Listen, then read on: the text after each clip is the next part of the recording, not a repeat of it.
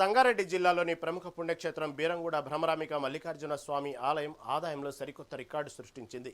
మహాశివరాత్రి ఉత్సవాల సందర్భంగా భక్తులు భారీగా తరలి రావడంతో ఆలయ ఖజానా కళకళలాడుతోంది. బీరంగూడ గుట్టపై వెలిసిన మల్లికార్జున స్వామి వారి హుండీ లెక్కింపునకు ఆలయ చైర్మన్ బైసా సుధాకర్ యాదవ్, ఈవో శశిధర్ గుప్తా పర్యవేక్షించారు. కేవలం హుండీ ద్వారానే 8,62,000 రూపాయలకు పైగా ఆదాయం రాగా, దర్శనం టికెట్లు, టెండర్లు మరియు అన్నదాన విరాళాలన్నీ కలుపుకొని మొత్తం 80,92,132 రూపాయలు సమకూరినట్లు ఈవో శశిధర్ గుప్తా అధికారికంగా ప్రకటించారు.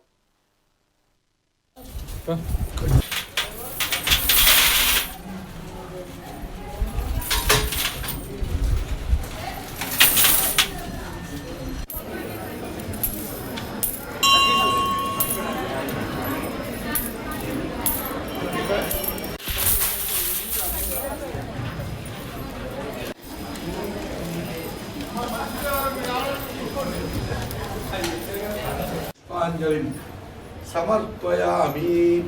महालक्ष्मी देव्यै नमः। आत्मा प्रदक्षिण नमस्कारान् समर्पयामि।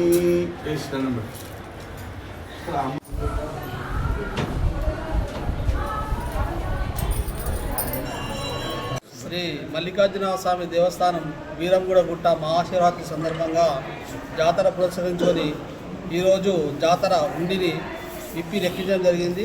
దేవాదాయ శాఖ అధికారి రంగారావు మరియు చైర్మన్ సుధాకర్ యాదవ్, ఇతర ధర్మకర్తలు, భక్త సమాజం మధ్యన హుండీలు ఇప్పడం 8,62,677 రూపాయల ఆదాయం చేకూరింది. ఈ శివరాత్రి జాతరకు మొత్తం 80,96,132 రూపాయల ఆదాయం వచ్చింది దేవస్థానానికి. ఇదంతా కూడా మేము బ్యాంకులో జమ చేసి శివరాత్రి ఏర్పాట్లో కూడా సుమారు 30 లక్షల వరకు దేవస్థానం నుండి ఖర్చు జరిగింది.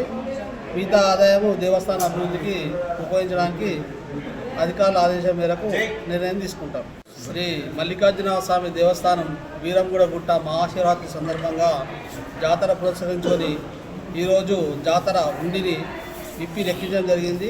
దేవాదాయ శాఖ అధికారి రంగారావు మరియు చైర్మన్ సుధాకర్ యాదవ్, ఇతర ధర్మకర్తలు, భక్త సమాజం మధ్యన హుండీలు ఇప్పడం 8,62,677 రూపాయల ఆదాయం చేకూరింది.